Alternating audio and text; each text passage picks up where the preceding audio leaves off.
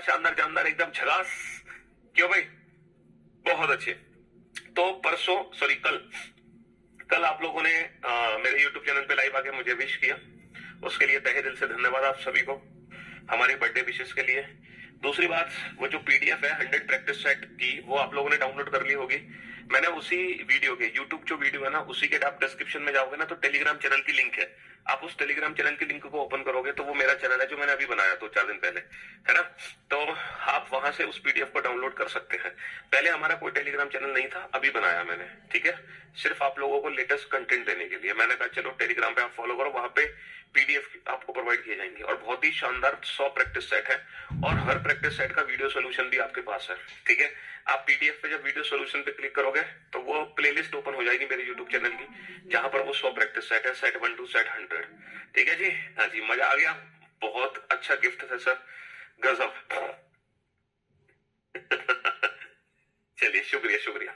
वो बहुत अच्छा गिफ्ट इसलिए है, वो 100 प्रैक्टिस सेट बहुत शानदार इसलिए है क्योंकि एक एक क्वेश्चन मतलब मेरे खुद के द्वारा सॉल्व कराया हुआ है, तो हर क्वेश्चन पे हमारी नजर है इस चक्कर में, ठीक है जी। तो हम लोग क्या पढ़ रहे थे भैया, हम लोग पढ़ रहे थे सीटिंग अरेंजमेंट चैप्टर, और पजल चैप्टर के बाद हमने सीटिंग अरेंजमेंट चैप्टर की शुरुआत करी है ना। तो पजल चैप्टर के बाद हमने सीटिंग अरेंजमेंट चैप्टर की शुरुआत करी, तो उसी टॉपिक को आज हम कंटिन्यू करते हैं। अच्छा, कितनी अरेंजमेंट हमने बना ली? अगर नंबर ऑफ अरेंजमेंट की बात करूं तो हम लोगों ने एक अरेंजमेंट बनाई थी, उससे रिलेटेड हमने कुछ क्वेश्चन सॉल्व किए। फिर हम लोगों ने दूसरी अरेंजमेंट बनाई, उससे रिलेटेड हमने कुछ क्वेश्चन सॉल्व किए। फिर हम लोगों ने थर्ड अरेंजमेंट बनाई, उससे रिलेटेड कुछ क्वेश्चन सॉल्व किए। फिर हम लोगों ने फोर्थ अरेंजमेंट बनाई, उससे रिलेटेड कुछ क्वेश्चन सॉल्व किए। तो टोटल 4 अरेंजमेंट हम लोग बना चुके हैं और उनसे रिलेटेड क्वेश्चन भी बना चुके हैं, ठीक है। चलिए अब हम आगे चलते हैं। अच्छा, पहली जो क्लास थी सीटिंग अरेंजमेंट की, वो बिल्कुल बेसिक क्लास थी, एकदम 0 लेवल की क्लास थी। यानी कि पहली क्लास में हमने जितने भी क्वेश्चन करे सीटिंग अरेंजमेंट के, वो बिल्कुल बेसिक क्वेश्चन थे। आज हम सीटिंग अरेंजमेंट का लेवल थोड़ा सा इंक्रीज करेंगे। 4 अरेंजमेंट हम पढ़ चुके हैं, अब हम चलते हैं 5वीं अरेंजमेंट पर, और आज थोड़ा सा लेवल हमारा इंक्रीज होने वाला है, ठीक है। हाँ जी, इससे रिलेटेड जो क्वेश्चन है वो यहाँ पर है, तो पहले आप अरेंजमेंट बना लो, फिर आप इससे रिलेटेड क्वेश्चन के आंसर देना। एस और क्यू, एस एंड क्यू एक पुरुष है, एस और क्यू एक पुरुष है। चलिए साहब बनाओ फटाफट से, हमें भी एक गिफ्ट देंगे। अरे आपको गिफ्ट ही तो दिया था वो 100 प्रैक्टिस सेट। आंसर बेटा कुछ देखो, बीच में जो पीडीएफ है ना, कुछ पीडीएफ की तो आंसर की है और कुछ पीडीएफ की आंसर की नहीं है, तो आपको चिंता नहीं करनी है। मैंने हर क्वेश्चन का सोल्यूशन दिया हुआ है, वीडियो सोल्यूशन, तो आपको आंसर की जरूरत ही क्या है।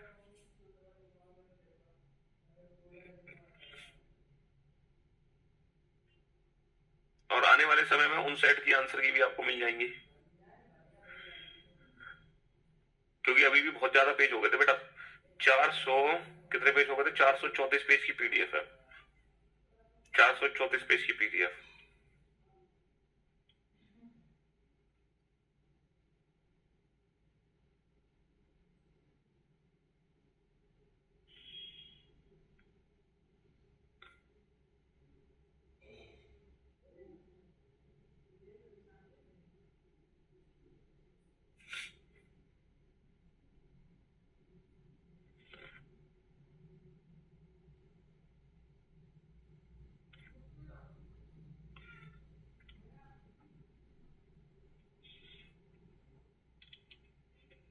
बनाओ फटाफट से इस अरेंजमेंट को, है ना। आज जो अरेंजमेंट है ना, आज अरेंजमेंट, ठीक है, आज अरेंजमेंट का लेवल थोड़ा सा ऊपर जाएगा।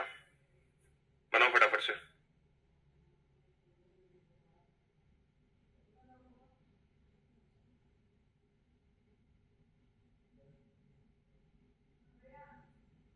पहली क्लास में जितनी भी अरेंजमेंट थी वो बिल्कुल बेसिक थी, आज अरेंजमेंट का जो लेवल है थोड़ा सा ऊपर उठेगा, ठीक है जी, पहले से।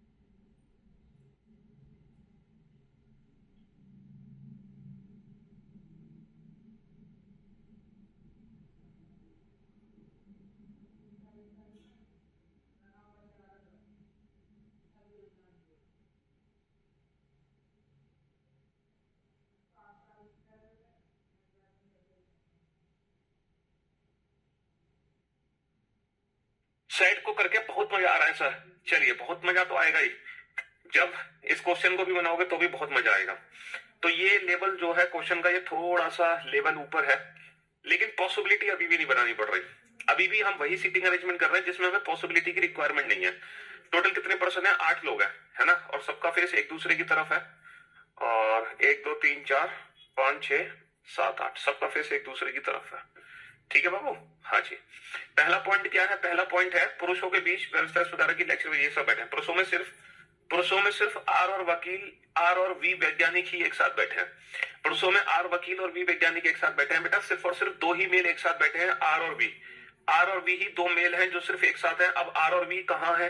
2 पॉसिबिलिटी है, वी यहां भी हो सकता है, वी यहां भी हो सकता है, लेकिन हमें 2 पॉसिबिलिटी शुरू से बना के नहीं चलनी। हम कोशिश करेंगे कि डेफिनेट पॉइंट से स्टार्ट करें। प्रत्येक पुरुष अपनी पत्नी के बगल में बैठा है, उसको छोड़ के कहा जाएगा? भैया हर आदमी अपनी पत्नी के साथ बैठा है।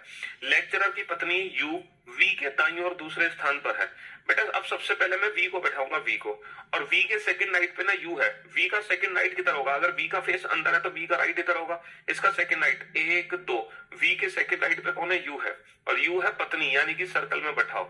ठीक है, और वी है मेल, और वी कौन है? वी है साइंटिस्ट, ये क्वेश्चन में दिया है। चलिए, टी का स्थान यू और वी के बीच में है। अगर यू और वी के बीच में टी है तो बाबू अब आप ये बताओ, आर और वी दोनों को एक साथ बैठाना है। अगर ये वी है तो डेफिनेटली ये आर है, डेफिनेटली ये आर है। ठीक है, ये वाला पॉइंट हो गया कंफर्म। अच्छा ये बताओ, हर आदमी अपनी पत्नी के बगल में बैठा है। हर आदमी ठीक है, हर आदमी अपनी, मेरा पहले कोई टेलीग्राम चैनल नहीं था, यही टेलीग्राम चैनल है असली। बाकी होंगे तो वो नकली टेलीग्राम चैनल होंगे, बहुत सारे फेक टेलीग्राम चैनल है हमारे नाम से। ठीक है, हाँ जी। हर आदमी बेटा अपनी पत्नी के बगल में बैठा है। ठीक है, हर आदमी अपनी पत्नी के बगल में बैठा है। तो ये जो वी साइंटिस्ट है, ये अपनी पत्नी के बगल में बैठा है। अब इसकी पत्नी कौन है? क्या इसकी पत्नी आर है? नहीं सर, इसकी पत्नी आर नहीं होगी, इसकी पत्नी टी होगी। इसकी पत्नी कौन है? इसकी पत्नी टी होगी। ठीक है, ये इसकी पत्नी हो गई। अच्छा ये जो आर है, ठीक है, ये कौन है? ये है लॉयर। आर कौन है? आर कौन है? लॉयर। ठीक है, और इसकी पत्नी भी इसके साथ होगी। इसकी पत्नी ये तो नहीं है, इसकी पत्नी ये हो गई। तो बाबू ये तो लॉयर की पत्नी हो गई, और ये साइंटिस्ट की पत्नी हो गई। अच्छा यू किसकी पत्नी है? लेक्चरर की। तो ये हो गया लेक्चरर, ये हो गया लेक्चरर, यू लेक्चरर की पत्नी है ना, क्योंकि हर पति अपनी पत्नी के बगल में बैठा है, हर पति अपनी पत्नी के बगल में बैठा है, हर पति अपनी पत्नी के बगल में बैठा है। अच्छा अब डॉक्टर, बच्चा ये बताओ डॉक्टर को कहां बैठा है? डॉक्टर को कहां बैठाऊं मैं? डॉक्टर को यहां बैठाऊं या फिर यहां बैठाऊं? डॉक्टर को कहां बैठाएं? डॉक्टर को कहां बैठाएं? सर डॉक्टर जो है ना, डॉक्टर, आप मेरी बात समझने की कोशिश करना, है ना। डॉक्टर को कहां बैठाएं? डॉक्टर लेक्चरर की पत्नी है, ठीक है, सॉरी, लेक्चरर की पत्नी कौन है? यू। डॉक्टर एक मेल है, मेल। अब मैं डॉक्टर को यहां नहीं बैठा सकता, पूछो क्यों? क्योंकि only R and V are sitting together. पुरुषों में से केवल, पुरुषों में से सिर्फ बेटा आर और वी ही एक साथ बैठे हैं। इसका मतलब यह है इन दोनों के अलावा कोई भी 2 पुरुष एक साथ नहीं बैठे, इन दोनों के अलावा कोई भी 2 पुरुष एक साथ नहीं बैठे, इसलिए डॉक्टर को मैं यहां नहीं बैठा सकता। इसीलिए डॉक्टर को मैं यहां नहीं बैठा सकता लेक्चरर के साथ। डॉक्टर को फिर मुझे यहां बैठाना होगा, डॉक्टर को मुझे यहां बैठाना होगा। और जो डॉक्टर की पत्नी है ये होगी डॉक्टर की पत्नी, ये होगी डॉक्टर की पत्नी। P is the wife of doctor. Doctor की पत्नी कौन है? P. P is the wife of doctor. अच्छा क्यू डॉक्टर नहीं है, अगर क्यू डॉक्टर नहीं है तो क्यू हो गया लेक्चरर, और फिर एस हो गया डॉक्टर, क्योंकि एस और क्यू कौन है? एस और क्यू पुरुष है, और बचा कौन? बचा जे। तो ये हमारी अरेंजमेंट कंप्लीट हो गई। अब इस अरेंजमेंट से रिलेटेड हम कोई भी आंसर दे सकते हैं, ठीक है, कोई भी आंसर दे सकते हैं। देखो पहले सीजीएल के एग्जाम में सिटिंग अरेंजमेंट पजल के क्वेश्चन नहीं आते थे। जी हाँ, अभी जो मेंस का पेपर हुआ है उसमें सिटिंग अरेंजमेंट पजल आई है। और सिर्फ सीजीएल में नहीं, जितने भी एग्जाम हो रहे हैं ना, रेलवे के, टीचिंग के, है ना, उन हर एग्जाम में सिटिंग अरेंजमेंट और पजल के क्वेश्चन अब पूछे जाने लगे हैं। ठीक है, अब पूछे जाने लगे हैं, पहले तो नहीं पूछे जाते थे। पहले ये क्वेश्चन सिर्फ बैंकिंग में आते थे, लेकिन अब हर एग्जाम में आ रहे हैं। पहले आते थे एग्जाम में एसएससी में, लेकिन बहुत कभी कभी आते थे, कम आते थे, लेकिन अब रेगुलर आ रहा है। तो 8 लोग हैं, 8 लोगों को सर्किल के चारों तरफ बैठा दो और सबका फेस किधर कर दो? सबका फेस सेंटर की तरफ कर दो। 8 लोगों को सर्किल के चारों तरफ बैठा दो, सबका फेस सेंटर की तरफ कर दो। तो भैया पहला पॉइंट क्या था? आर और वी एक साथ बैठे, आर और वी को एक साथ नहीं बैठा सकते। वी के सेकंड नाइट पे कौन है? यू, जो कि लेक्चरर की पत्नी है, और वी कौन था? वी साइंटिस्ट है, और यू और वी के बगल बीच में कौन है? टी है। अच्छा आर को वी के साथ बैठाना है तो आर को यहाँ बैठाओगे, और हर पति अपनी पत्नी के साथ बैठा है, तो ये जो पति है ये इसकी पत्नी ये नहीं है, इसकी पत्नी ये हो गई। अच्छा ये जो पति है इसकी पत्नी ये हो जाएगी, है ना। यू लेक्चरर की पत्नी है तो ये बाबू लेक्चरर हो जाएगा। अब बचा कौन है बैठने को? डॉक्टर। डॉक्टर को यहाँ नहीं बैठा बैठा सकता क्योंकि 2 मेल एक साथ नहीं आ सकते, केवल यही 2 मेल एक साथ आएंगे, इसके अलावा और कोई नहीं आएगा, इसलिए ये डॉक्टर हो गया। अब डॉक्टर की जो पत्नी है वो ये तो नहीं है, डॉक्टर की पत्नी हो गई, और पी डॉक्टर की पत्नी है। बेटा एस और क्यू पुरुष है, लेकिन एस डॉक्टर नहीं है, तो एस हो गया लेक्चरर, क्यू सॉरी उल्टा लिख दिया मैंने, क्यू इज नॉट डॉक्टर। हाँ, एस और क्यू मेल है, क्यू डॉक्टर नहीं है, तो क्यू हो गया लेक्चरर, एस हो गया डॉक्टर, और ये हो गया चे। अब हम किसी भी क्वेश्चन का आंसर दे सकते हैं, अब हम किसी भी क्वेश्चन का आंसर दे सकते हैं, मैंने रिपीट भी कर दिया है ना। हाँ जी, who among the following is a doctor, इनमें से डॉक्टर कौन है, S. Who among the following is a lecturer, इनमें से लेक्चरर कौन है, Q. Who among the following is the wife of lawyer, lawyer की पत्नी कौन है, ये लॉयर है, लॉयर की पत्नी कौन है, लॉयर की पत्नी है जे, है ना। Who is on the immediate left of the scientist, scientist के इमीडिएटली लेफ्ट में कौन है, आर लॉयर, साइंटिस्ट के इमीडिएट लेफ्ट में कौन है, R lawyer and the husband of J, R lawyer या फिर husband of J. T is sitting between which of the following, T is sitting between which of the following, U and V, U and V. T निम्न में से किसके बीच में बैठा है, you और वी के बीच में बैठा है, ठीक है जी। हाँ जी, बहुत बढ़िया। चलिए साहब, अब इस क्वेश्चन का आंसर दो। अब आप फंस गए आप। अब बेटा अब दिक्कत ये है, दिक्कत पता है क्या है, दिक्कत ही दिक्कत है। अब दिक्कत ये है बाबू कि यहाँ पे मुझे क्वेश्चन लगाना पड़ेगा हिंदी इंग्लिश दोनों में, क्योंकि वरना डबल पेज में क्वेश्चन पहुंचेगा। तो मैं आपके लिए क्वेश्चन बनाता हूँ।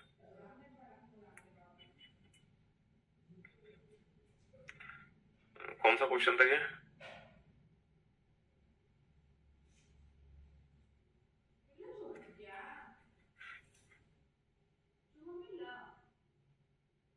सातवां क्वेश्चन था ना।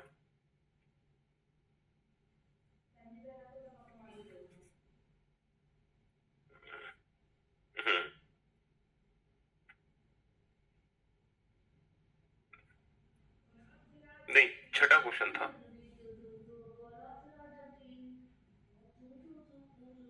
छठा क्वेश्चन है, हाँ पांचवा, हाँ ठीक है, छठी अरेंजमेंट है ये रही। अब हो सकता है इस क्वेश्चन को सॉल्व करने के लिए आपको पॉसिबिलिटी बनानी पड़े। तो बाबू पहली बार आप पॉसिबिलिटी का यूज करोगे, पहली बार आप पॉसिबिलिटी का यूज करोगे, तो आप इस क्वेश्चन को बनाओ with the help of possibilities. Possibilities बनाना आप लोग पजल चैप्टर में सीख चुके हैं। चलिए साहब, कोशिश करो, इस क्वेश्चन को सॉल्व करने की कोशिश करो with the help of possibilities. Possibilities बनाना आप लोगों को पहले से आता है, पॉसिबिलिटीज बनाना आप लोगों को पहले से आता है। अगर आपने ये क्वेश्चन बना लिया ना, अगर आपने ये क्वेश्चन बना लिया तो फिर मजे ही मजे हैं आपके, फिर आपको टेंशन ही नहीं है किसी चीज की।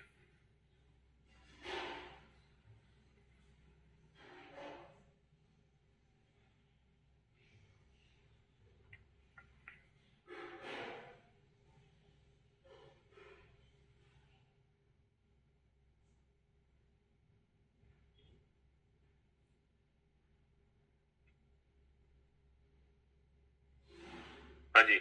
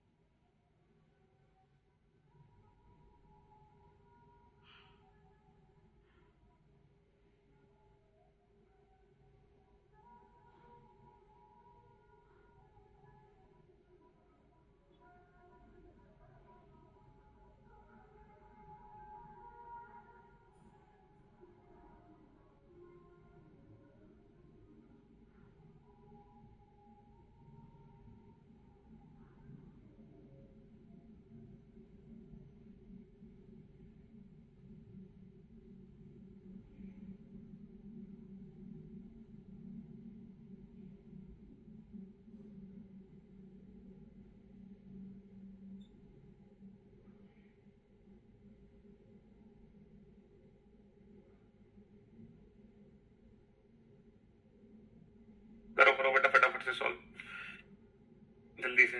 हाँ 3 पॉसिबिलिटी बननी है, तीनों पॉसिबिलिटी बनाओ,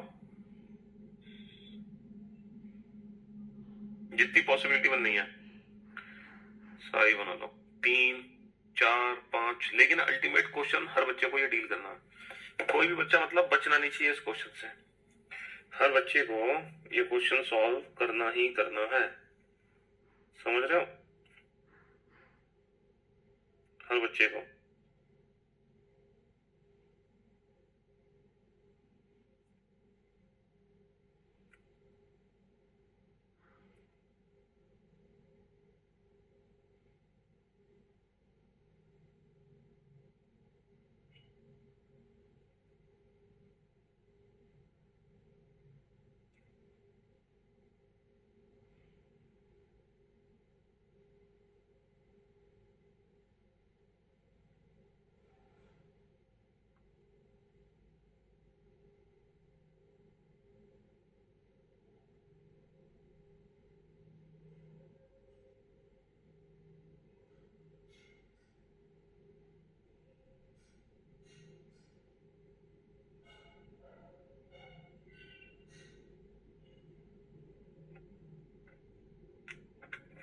बना दिया, बड़े खतरनाक हो।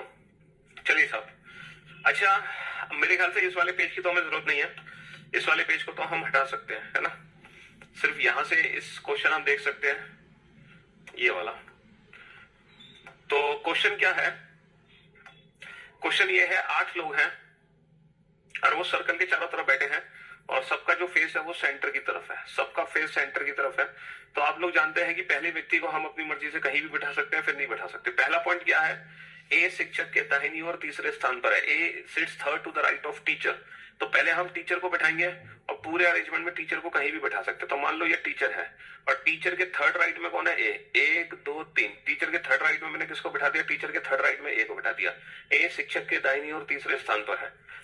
डी जी के बाएं दूसरे स्थान पर है और जी शिक्षक के एकदम बगल में नहीं है।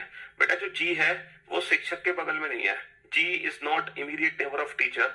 और जी के सेकंड लेफ्ट पे डी है, तो मैं जी को यहां बिठा सकता हूं, जी के सेकंड लेफ्ट पे डी। मैं जी को यहां नहीं बिठा सकता क्योंकि जी के सेकंड लेफ्ट पे डी नहीं आ पाएगा। मैं जी को यहां बिठा सकता हूं, मैं जी को यहां भी बिठा सकता हूं। तो बेटा जी को बिठाने की कितनी पॉसिबिलिटी है? जी को बिठाने की 3 पॉसिबिलिटी है। जी यहां भी आ सकता है, यहां भी आ सकता है, यहां भी आ सकता है। बताओ, जी के बैठने की 3 पॉसिबिलिटी है ना। तो हम क्या करेंगे? हम क्या करेंगे बाबू? हम तीनों ही पॉसिबिलिटीज को बना लेंगे। मैंने आपसे कहा ना, हम क्या करेंगे? हम तीनों ही पॉसिबिलिटीज को बना लेंगे। हाँ जी, हम तीनों ही पॉसिबिलिटीज को बना लेंगे क्योंकि जी के बैठने की 3 पॉसिबिलिटी है। अब तीनों पॉसिबिलिटी को देखो कैसे बनाएंगे, जरा ध्यान से सुनना और समझने की कोशिश करना। जितने लोग बैठ चुके हैं उतने लोगों को तो बैठा देंगे और वहीं बैठाएंगे जहां हमने बैठाए हैं। ठीक है, जितने लोग बैठ चुके हैं उतने लोगों को तो बैठा देंगे और वहीं बैठाएंगे जहां हमने बैठाए हैं। टीचर के थर्ड राइट में ए, ये टीचर, इसके थर्ड राइट में ए, ये टीचर और इसके थर्ड राइट में ए। अब बेटा जी की 3 पॉसिबिलिटी है, जी को मैं यहाँ भी बिठा सकता हूँ, यहाँ भी, यहाँ भी। तो एक एक करके हम हर अरेंजमेंट में जी को बैठा देंगे। ठीक है, जी की 3 पॉसिबिलिटी है ना। पहले में हमने जी को यहाँ चूज कर लिया, दूसरे में जी को यहाँ चूज कर लिया, तीसरे में जी को मैंने यहाँ चूज कर लिया। तो जी के तीनों ही केस हमने कंसीडर कर लिया। तो इस तरीके से 3 पॉसिबिलिटी बन गई, पहली पॉसिबिलिटी, दूसरी पॉसिबिलिटी, तीसरी पॉसिबिलिटी। जी के सेकंड लेफ्ट में डी है, जी के सेकंड लेफ्ट में कौन है? डी है। जी के सेकंड लेफ्ट में डी है और जी के सेकंड लेफ्ट में कौन है? जी के सेकंड लेफ्ट में डी आ गया, जी के सेकंड लेफ्ट में डी आ गया। ठीक है, जी के भाई और दूसरा डी आ गया। बी जो कि एक दुकानदार है एवं शिक्षक के बीच सिर्फ एक व्यक्ति है। देखो ये कह रहा है बी दुकानदार और शिक्षक के बीच में एक व्यक्ति है। तो B shop, there is only 1% between B shopkeeper and teacher. तो टीचर और बी शॉपकीपर ये तो नहीं हो सकता, लेकिन ये हो सकता है बी शॉपकीपर। टीचर और बी शॉपकीपर के बीच में एक है, ये टीचर है, ये बी शॉपकीपर, ये नहीं हो सकता। तो बी शॉपकीपर ये है, टीचर और बी शॉपकीपर के बीच में एक है, ये टीचर है, तो बी शॉपकीपर ये नहीं हो सकता। तो ये बी शॉपकीपर है। ठीक है, टीचर और बी शॉपकीपर के बीच में केवल एक व्यक्ति बैठा है। जो आर्किटेक्ट है वह दुकानदार के दाएं तीसरे स्थान पर है। मतलब शॉपकीपर के थर्ड राइट पे आर्किटेक्ट है, ये शॉपकीपर है, इसका थर्ड राइट 1 2 3। तो ये कौन हो गया? ये आर्किटेक्ट हो गया। ये शॉपकीपर 1 2 3, ये कौन हो गया? ये आर्किटेक्ट हो गया। ये शॉपकीपर, इसका थर्ड राइट 1 2 3, ये कौन हो गया? ये आर्किटेक्ट हो गया, है ना। चलिए, एच आर्किटेक्ट और इंजीनियर के बीच में बैठा है। H sitting between architect and engineer, ये आर्किटेक्ट है। तो आर्किटेक्ट और इंजीनियर के बीच में एच, ये एच नहीं है। आर्किटेक्ट और इंजीनियर के बीच में एच, ये एच नहीं है। इसका मतलब ये संभावना ही गलत हो गई। है ना। आर्किटेक्ट और इंजीनियर के बीच में एच नहीं आ सकता, आर्किटेक्ट और इंजीनियर के बीच में एच आ सकता है, ये वाली सही है। अच्छा, आर्किटेक्ट और इंजीनियर के बीच में एच नहीं आ सकता, आर्किटेक्ट और इंजीनियर के बीच में एच नहीं आ सकता, ये वाली संभावना गलत हो गई। इसका मतलब दो पॉसिबिलिटी गलत हो गई, है ना, दो पॉसिबिलिटी गलत हो गई, एक बच गई हमारी। चलिए नेक्स्ट, नेक्स्ट ई एच के एकदम बगल में, ई एच के एकदम बगल में नहीं है, E is not immediate neighbour of H. बेटा ई एच के बगल में नहीं है, एच के बगल में अगर ई नहीं है तो ई को मैं कहां बैठाऊंगा, ई को मैं यहां बैठाऊंगा। अगर एच के बगल में ई नहीं बैठा तो ई को मैं यहां बैठाऊंगा, है ना। इंजीनियर क्लर्क के दाहिनी और तीसरे स्थान पर है, engineer sits third to the right of clerk, clerk के दाहिनी और तीसरे पे इंजीनियर है। ये जो इंजीनियर है ये किसके थर्ड राइट पे है, क्लर्क के, तो बाबू ये क्लर्क हो गया, ठीक है। इसके थर्ड राइट हैंड पे कौन है, इंजीनियर। क्लर्क के थर्ड राइट हैंड पे कौन है, इंजीनियर। क्लर्क के थर्ड राइट हैंड पे इंजीनियर। व्यापारी एवं एफ के बीच में सिर्फ एक व्यक्ति है, there is only one person sitting between businessman and F. Businessman F के बीच में एक व्यक्ति है, and E is neither businessman nor a doctor. देखो बिजनेसमैन और एफ के बीच में एक व्यक्ति है, एफ को यहाँ नहीं बिठा सकते, यहाँ नहीं बिठा सकते, यहाँ नहीं बिठा सकते, यहाँ नहीं बिठा सकते, यहाँ नहीं बिठा सकते, यहाँ नहीं बिठा सकते, तो एफ को मैं यहाँ बैठाऊं। अगर एफ और बिजनेसमैन के बीच में एक है तो एफ अगर ये है तो ये बिजनेसमैन नहीं है, अगर एफ ये है तो बिजनेसमैन बनना पड़ेगा ई को, और ई बिजनेसमैन नहीं है। अगर एफ ये है तो बिजनेसमैन इसको बनना पड़ेगा, जबकि ये बिजनेसमैन नहीं है, क्योंकि पहले मना किया ई ना तो व्यापारी है, तो इसीलिए एफ यहाँ आएगा, और बिजनेसमैन ये नहीं है तो बिजनेसमैन कौन हो जाएगा, बिजनेसमैन हो जाएगा ये, बिजनेसमैन हो जाएगा ये, ठीक है। एफ और बिजनेसमैन के बीच में एक व्यक्ति हो गया, ठीक है। अब बचा कौन, बचा कौन, सी, ये सी इंजीनियर हो गया। अच्छा, ई बिजनेसमैन और डॉक्टर नहीं है तो डॉक्टर कौन हो जाएगा, डी डॉक्टर हो जाएगा। फिर ई को क्या बनना पड़ेगा, ई को बनना पड़ेगा कौन सा, जो भी प्रोफेशन बचा वो ई बनेगा। अब इससे रिलेटेड इंफॉर्मेशन कैसे सॉल्व होंगी, बेटा ये क्वेश्चन है, who among the following is a banker, इनमें से बैंकर कौन है, तो बाबू बैंकर कौन है, बैंकर, अच्छा यही बच गया ई, ई बैंकर बच गया, बैंकर कौन है, ई, ठीक है। Who among the following is an architect, इनमें से आर्किटेक्ट कौन है, आर्किटेक्ट है एफ। अच्छा, निम्न में से इंजीनियर कौन है, इंजीनियर और क्लर्क के बीच में कितने व्यक्ति हैं, इंजीनियर कौन है, सी। इंजीनियर और क्लर्क के बीच में कितने व्यक्ति हैं, अगर आप ऐसे काउंट करोगे तो दो, और अगर ऐसे काउंट करोगे तो एक दो तीन चार, तो इंजीनियर और क्लर्क के बीच में दो भी हैं और चार भी हैं, ठीक है। और निम्न में से इंजीनियर कौन है, सी। डॉक्टर के तुरंत दाहिनी ओर कौन बैठा है, डॉक्टर के तुरंत दाहिनी ओर, डॉक्टर के तुरंत दाहिनी ओर ए बिजनेसमैन है, डॉक्टर के तुरंत दाहिनी ओर, है ना, हाँ जी। चलिए, तो ये क्वेश्चन आपके सामने था। अब फटाफट से इस वाले क्वेश्चन को बनाओ जल्दी से। अब आप पॉसिबिलिटी बनाना सीख चुके हैं कि किस तरीके से पॉसिबिलिटी बनाई जा रही है, मतलब सीटिंग अरेंजमेंट का जो लेवल है ना बेटा वो धीरे धीरे करके इंक्रीज हो रहा है।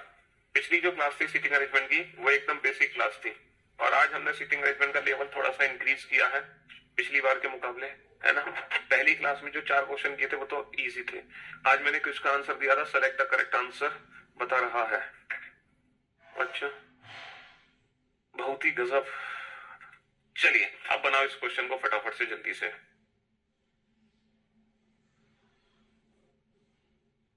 और बेटा जैसे मैंने आपसे पजल में बताया था ना कि पजल के क्वेश्चन को भी आपको क्या करना है ना, पजल के क्वेश्चन को भी कैसे सॉल्व करना है। पजल के जो क्वेश्चन है बताओ क्या बताया था मैंने कि एक ही क्वेश्चन को अपने घर पे 4-5 बार सॉल्व करना। तो जिस तरीके से पजल है बिल्कुल उसी तरीके से सीटिंग अरेंजमेंट है, सेम उसी मेथड से सीटिंग अरेंजमेंट है, यानी कि एक ही क्वेश्चन को आपको 4 या 5 बार सॉल्व करना है। मल्टीपल टाइम्स आप सिंगल क्वेश्चन को सॉल्व करोगे, ऐसे ही सीटिंग अरेंजमेंट की प्रैक्टिस होनी है, बिल्कुल उसी तरीके से जैसे पजल की प्रैक्टिस करी थी आपने। यहां पर भी हमें नए क्वेश्चंस की रिक्वायरमेंट नहीं होती है।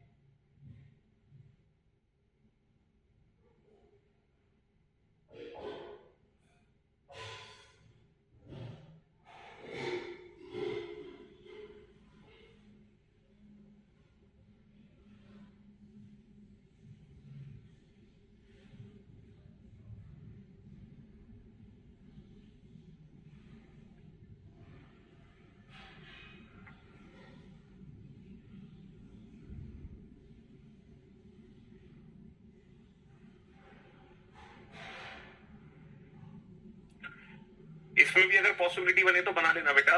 देखो क्वेश्चन बनाने में टाइम तो लगेगा ही है। अभी तुम हाउस सिटिंग अरेंजमेंट पजल के क्वेश्चन बेटा ऐसे नहीं होंगे विदाउट पेन। ठीक है, सिटिंग अरेंजमेंट तो पसंद नहीं कर पाओगे विदाउट पेन। यहाँ पर तुम्हें पेन की तो जरूरत पड़ेगी ही, समझ रहे हो।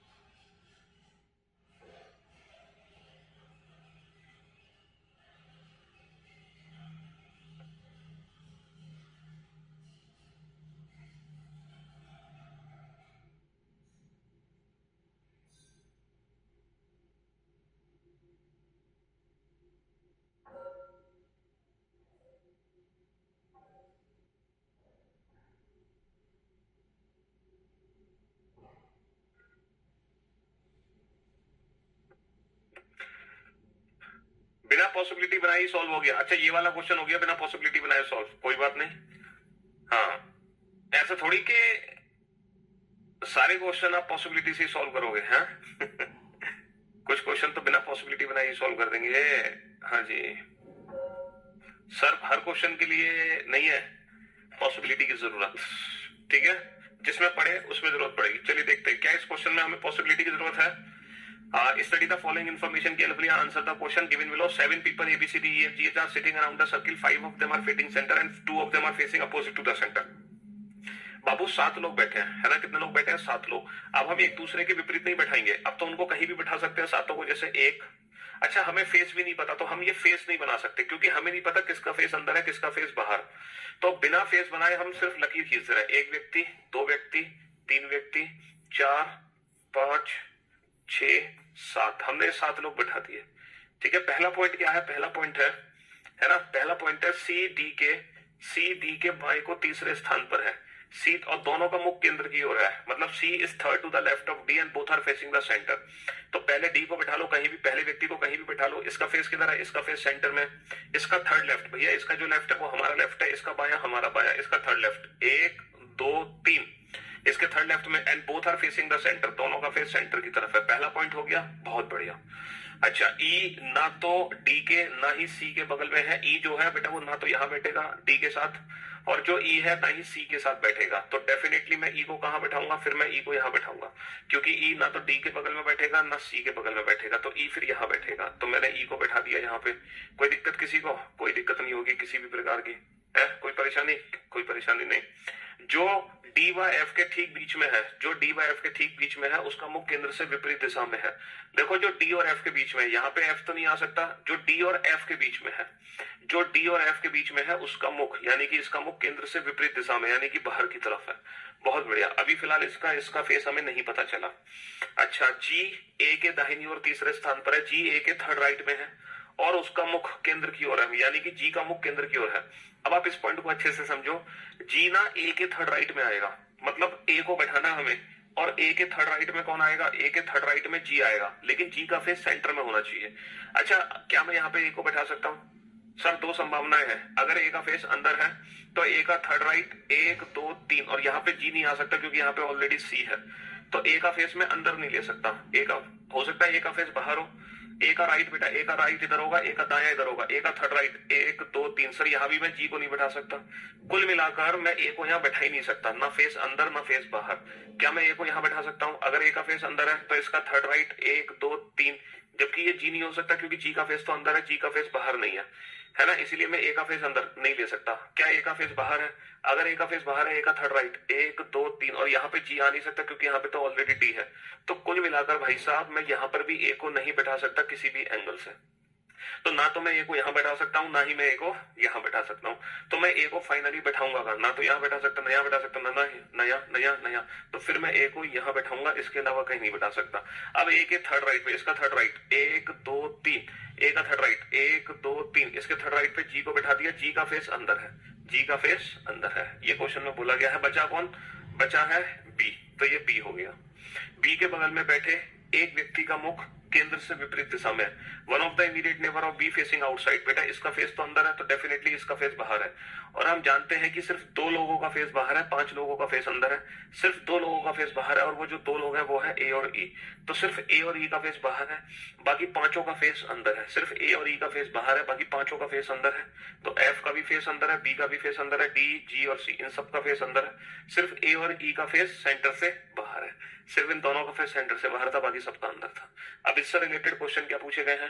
Who sits third to the left of G. अच्छा, एक बार और अरेंजमेंट में दोबारा से यहाँ पे बना देता हूँ, क्योंकि ये सिंगल अरेंजमेंट थी। 1 2 3 4 5 6 7। पहला पॉइंट था कि पहला पॉइंट क्या था? सबसे पहला पॉइंट था डी के थर्ड लेफ्ट में, डी के थर्ड लेफ्ट में 1 2 3 सी बैठा है, दोनों का फेस कहाँ है? सेंटर में है। और फिर इसके बाद था, इसके बाद क्या था? ई, ई ना तो डी के साथ है ना सी के साथ, तो ई को यहाँ बैठाएंगे, ई को यहाँ बैठाएंगे। इसके बाद था जी को बैठाना था। अच्छा, जो डी और एफ के बीच में बैठा है उसका फेस सेंटर से बाहर है। फिर हमें जी को बैठाना, ए के थर्ड राइट में जी आना चाहिए, तो ए ये हो गया, इसका थर्ड राइट 1 2 3, और जी का फेस कहाँ? जी का फेस अंदर है।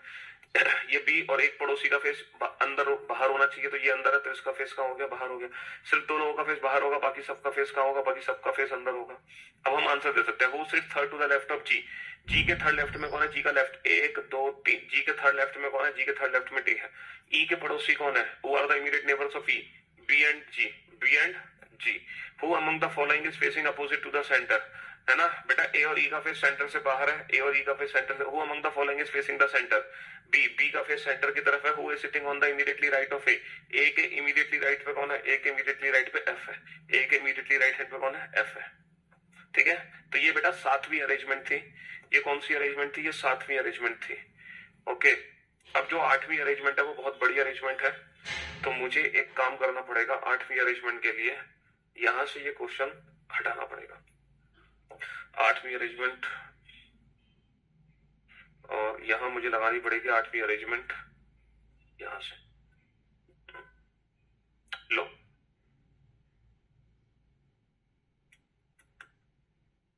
ये बनाओ इस क्वेश्चन को। अगर 2 पॉसिबिलिटी बने 2 बनाना, 3 बने 3 बनाना, और आपको लग रहा है 4 पॉसिबिलिटी है तो 4 भी बना लेना, लेकिन क्वेश्चन बनना चाहिए। आपको लग रहा है 4 बनेंगी, 4 भी बना लेना, लेकिन अल्टीमेटली अरेंजमेंट आपकी कंप्लीट होनी चाहिए।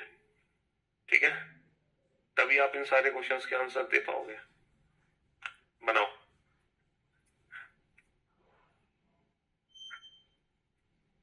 हाँ जी, पजल में और सीटिंग अरेंजमेंट में सारा खेल पॉसिबिलिटी का है। पॉसिबिलिटीज बनाना सीख गए तो पजल सीटिंग अरेंजमेंट बहुत आसान।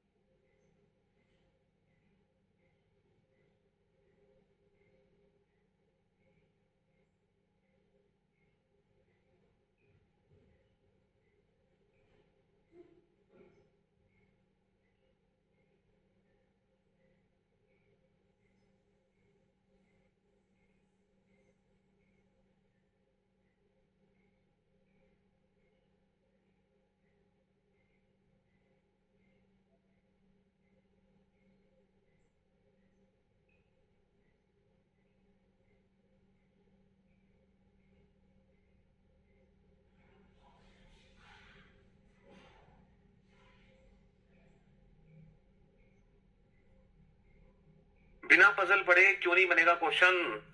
बन जाएगा बेटा, बिना पजल पढ़े भी बन जाएगा, क्यों नहीं बनेगा? डेफिनेटली बनेगा, बिना पजल पढ़े भी।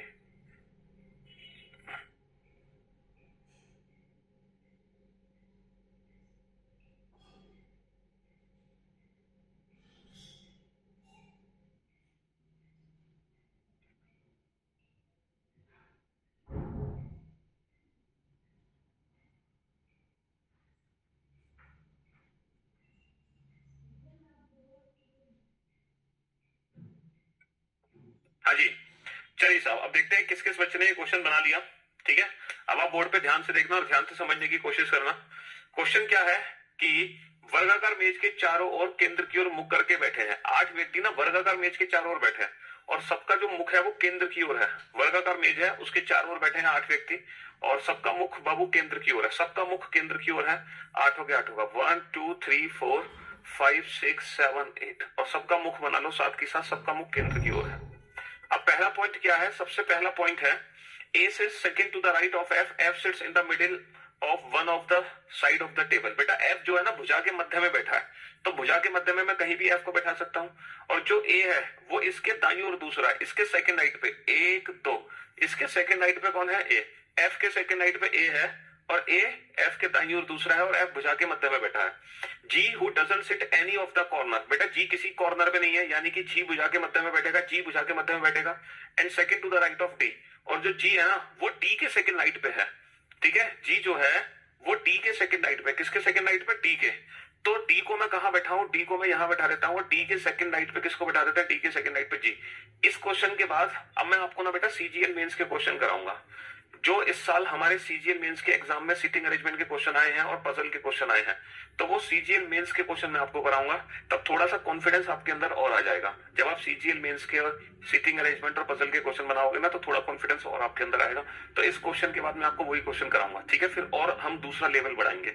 ठीक है, और लेवल हाई करेंगे, लेकिन पहले हम थोड़ा सा कॉन्फिडेंस गेन कर लेते हैं, है ना, इस साल के क्वेश्चन को सॉल्व करके। जी डी के सेकंड राइट में है और दोनों भुजा के मध्य में आ गए।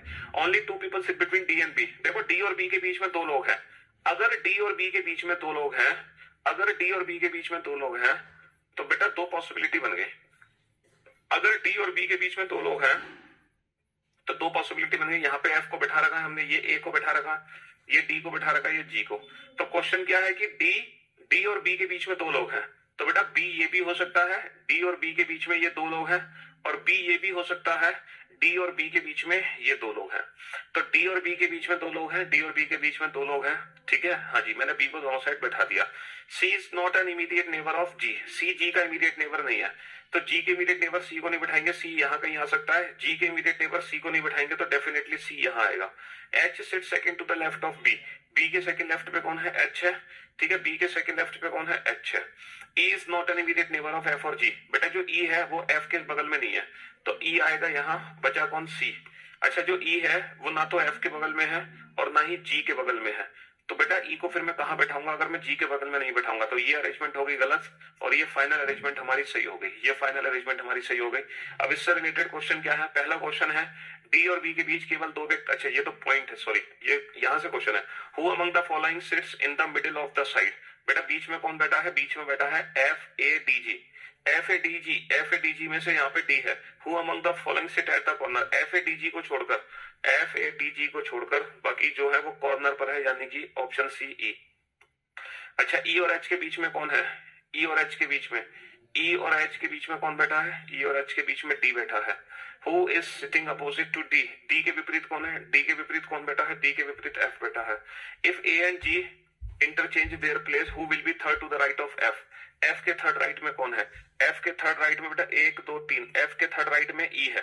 डी और जी अपना स्थान बदल भी लेते हैं तो भी एफ के थर्ड राइट में ई ही रहेगा। एफ के थर्ड राइट में कौन है? एफ के थर्ड राइट में ई है। एफ के दाईं ओर तीसरा कौन है? ई है ना? हाँ जी, क्या बताएं? प्लीज बताइए, प्लीज बताइए, क्या बताएं प्लीज। चलिए, तो ये 8 अरेंजमेंट हमने करे। अब मैं आपको ना इस साल के सीजीएल मेंस के सीटिंग अरेंजमेंट और पजल करवाता हूँ। इस साल जो हमारे मेंस के पेपर में सीटिंग अरेंजमेंट और पजल आई है, जरा उस क्वेश्चन पे ध्यान दो जब आप एक्चुअल एग्जाम के क्वेश्चन करोगे ना। हालांकि ये भी जो क्वेश्चन मैंने आपको कराए हैं ये सब एग्जाम के क्वेश्चन है, लेकिन अभी आप बिल्कुल लेटेस्ट क्वेश्चन देखो, एकदम करेक्ट है ना, तरोताजा, रिफ्रेश, एकदम तरोताजा क्वेश्चन, बिल्कुल तरोताजा क्वेश्चन है। देखो क्वेश्चन ये है CGL मेंस, ठीक है। क्वेश्चन क्या है, 6 व्यक्ति हैं, 2 समांतर पंक्ति। अच्छा अभी ये समांतर पंक्ति वाला है, एक्चुअल में आपने ना समांतर पंक्ति की क्लास करी नहीं है अभी रुक जाओ, ये रो वाला क्वेश्चन है, रो वाला क्वेश्चन आपने किया नहीं है, ये रहा, ये वाला क्वेश्चन बनाओ। 6 व्यक्ति हैं, KMNPQR, ये एक गोल मेज के चारों ओर अभिमुख होकर बैठे हैं, ठीक है, यानी कि सबका फेस केंद्र की ओर है। हमें बनाना है who is sitting immediately right of K, who is immediate right of K, K के तुरंत दाईं ओर कौन है, K के ठीक दाएं कौन है, K के ठीक दाएं कौन बैठा है, K के ठीक दाएं कौन बैठा है, ठीक है ना। 2 कथन है मेरे पास, पहला स्टेटमेंट है, ये क्वेश्चन डेटा सफिशिएंसी की फॉर्म में है, K M के बाईं ओर, K M के बाईं ओर। तीसरा है K और N के बीच, K और N के बीच केवल एक व्यक्ति है, केवल R N के ठीक बाएं है, R N के ठीक बाएं है, R N के ठीक बाईं ओर है, R N के ठीक बाईं ओर है। क्या इस पहले कथन से हम ये बता सकते हैं K के ठीक दाएं कौन है? अगर पहले कथन से नहीं बता सकते तो दूसरा कथन यूज करके देखना, K Q के दाईं, K Q के दाईं ओर दूसरे स्थान पर है, K और M के बीच केवल 2 व्यक्ति हैं, PR के बाईं ओर दूसरे स्थान पर है, PR के बाईं ओर दूसरा है। हाँ जी, ये बताओ इन दोनों में से किसका डेटा पर्याप्त है इस प्रश्न का उत्तर देने के लिए? किसका डेटा पर्याप्त है इस प्रश्न का उत्तर देने के लिए? Only statement first sufficient to answer the question, only statement second sufficient to answer the question, या फिर ईदर फर्स्ट और either second sufficient to answer the question. VOD complete कर चुकी हूँ, मेरा एग्जाम 20 अगस्त को, बस तो बेटा प्रैक्टिस करो। जो मैंने अपने टेलीग्राम चैनल पे जो मिक्स प्रैक्टिस सेट दिया ना, 100 प्रैक्टिस सेट, उनको लगा लो फटाफट से, जो मैंने अपने टेलीग्राम पे दिए थे ना कल आपको, अपने चैनल पे यूट्यूब पे लाइव आया था ना कल मैं अपने चैनल पर, वो जो टेलीग्राम में मैंने 100 प्रैक्टिस सेट दिया है, बस वो प्रैक्टिस कर लो। उसके अलावा कुछ भी करने की जरूरत नहीं है तुम्हें, और तुम एग्जाम फोड़ दोगे। टाइम मिले तो क्रॉस चेक कर लो, नहीं मिले तो कैसे करोगे क्रॉस चेक? बुक में भी है, क्यों नहीं है जो क्वेश्चन देते हैं। अब आप ये बताओ, who is immediately right of K, इस प्रश्न का उत्तर देने के लिए K के तुरंत दाहिनी ओर कौन है, इस प्रश्न का उत्तर देने के लिए, ठीक है।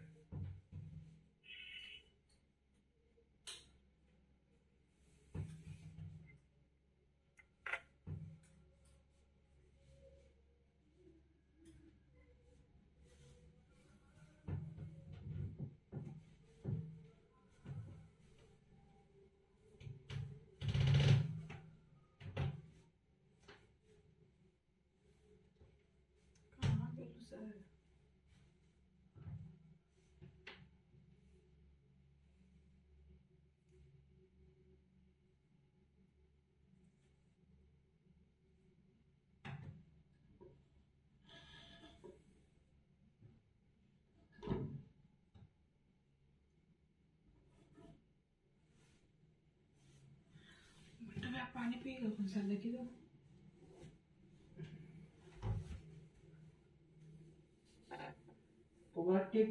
पीछे लगा देख तो कैमरा खोलो 50। चलिए साहब, अब देखते हैं क्या फर्स्ट स्टेटमेंट सफिशिएंट है इस प्रश्न का उत्तर देने के लिए। क्या पहले कथन से हम बता सकते हैं who is immediately right of K? चलो पहला स्टेटमेंट सॉल्व करते हैं सबसे पहले, है ना। फर्स्ट स्टेटमेंट के अकॉर्डिंग कहानी क्या है? According to first statement, K M के बाईं ओर तीसरा है, कितने व्यक्ति हैं? 6, 1 2 3 4 5 6। K M के बाईं ओर तीसरा है, तो पहले M को बैठाओ, इसके बाईं ओर तीसरा 1 2 3, इसके बाईं ओर तीसरा K को बैठा दो। K और N के बीच केवल एक है, N को यहाँ भी बैठा सकते हैं, यहाँ भी बैठा सकते हैं। R N के ठीक बाईं ओर है, अगर मैं M को यहाँ बैठाता हूँ अगर मैं n को यहाँ बैठाता हूँ तो n के ठीक बाईं ओर r नहीं आ पाएगा, तो n को यहाँ बैठाओ, n के ठीक बाईं ओर r है, k और n के बीच में केवल 1 है। अब आप बताओ k के ठीक दाईं ओर कौन है? सर k के ठीक दाईं ओर कौन है? k के ठीक दाईं ओर r है। ये हमें फर्स्ट स्टेटमेंट से पता चल गया, यानी कि पहला कथन पर्याप्त है इस प्रश्न का उत्तर देने के लिए। अच्छा, अब दूसरा स्टेटमेंट चेक करो। सेकंड जो स्टेटमेंट है ये क्या कह रहा है? क्या सेकंड स्टेटमेंट से भी हम बता सकते हैं? क्या सेकंड स्टेटमेंट से भी हम बता सकते हैं? है ना, k q के दाहिनी ओर दूसरे स्थान पर है। k जो है q के दाहिनी ओर दूसरे 1 2 दूसरे स्थान पर है। k और m के बीच केवल 2 है। बेटा k और m के बीच 2 है तो डेफिनेटली m को यहाँ बैठाओगे। k और m के बीच 2 है, k और m के बीच 2 है। p r के बाईं ओर दूसरा है। बेटा r को मैं यहाँ नहीं बैठा सकता क्योंकि r के बाईं ओर दूसरा p नहीं आ सकता। r को यहाँ नहीं बैठा सकता, यहाँ नहीं बैठा सकता, यहाँ नहीं बैठा सकता। ठीक है, r को यहाँ बैठा सकता हूँ, नहीं, r के बाईं ओर दूसरा p नहीं आ सकता।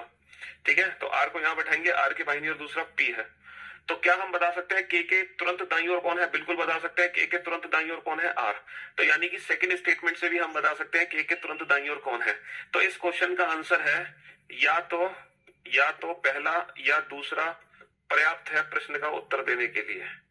ठीक है, इंग्लिश में क्या लिखा होगा? Either the data in the statement first और the data in the statement second is sufficient to answer the question. अगर मान लो पहले से आंसर आता, दूसरे से नहीं आता, तो हम कहते हैं केवल पहला कथन पर्याप्त है प्रश्न का उत्तर देने के लिए, जबकि दूसरा नहीं है। दूसरे से आता, पहले से नहीं आता, तो हम कहते हैं केवल दूसरा पर्याप्त है प्रश्न का उत्तर देने के लिए, पहला नहीं है। दोनों से आ गया तो हम बोलेंगे या तो पहला पर्याप्त है या दूसरा पर्याप्त है प्रश्न का उत्तर देने के लिए। अच्छा, अगर दोनों से आंसर नहीं निकलता लेकिन दोनों को मिलाकर आ जाता आंसर, तो हम क्या कहते हैं? फिर दोनों कथन पर्याप्त है प्रश्न का उत्तर देने के लिए। अच्छा, पहले से नहीं निकलता, दूसरे से नहीं निकलता, दोनों को मिलाकर भी नहीं निकलता, तो हम कहते हैं दोनों ही कथन मिलाकर भी प्रश्न का उत्तर नहीं दे सकते। तो यहाँ पर बोथ नहीं, ईदर और यूज होगा। बोथ ऑप्शन तब यूज होता जब पहले से आंसर नहीं आता, दूसरे से नहीं आता, लेकिन दोनों को मिलाकर आ जाता, तो हम कहते हैं both statements are needed to answer the question. पहले से भी नहीं आता, दूसरे से नहीं आता, लेकिन दोनों को मिलाकर आता, तो बोथ कहते हैं।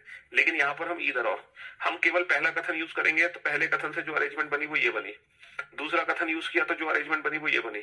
और इन दोनों ही अरेंजमेंट में हम बता पा रहे हैं कि k के तुरंत दाईं ओर r है, k के तुरंत दाईं ओर r है। समझ रहे हो? इन दोनों ही अरेंजमेंट में हम बता पा रहे हैं k के तुरंत दाहिनी ओर कौन है? r है। चलिए, बाकी के क्वेश्चन की प्रैक्टिस हम कल करेंगे कि कौन से क्वेश्चन से जो सीजीएल में हमारे पूछे गए हैं। ठीक है, तो कल पहले हम इसी साल के मेंस वाले क्वेश्चन करेंगे, फिर उसके बाद से, है ना, हम भैया रुक गया, भैया रुक गलो। टिप दे, इला टिप सेव कर हो गलो खत्म। हां ए भैया, हां लाइन में वाला बिटला ए हां ललका हां